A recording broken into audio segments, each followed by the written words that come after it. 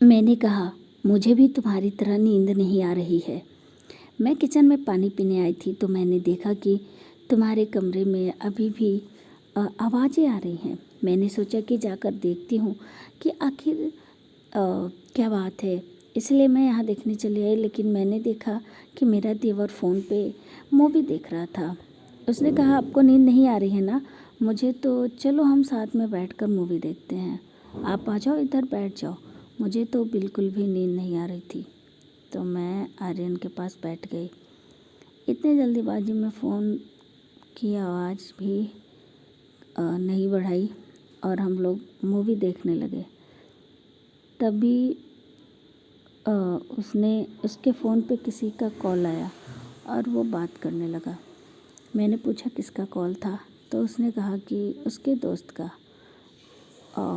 उसके बाद से हम फिर से मूवी देखने लगे।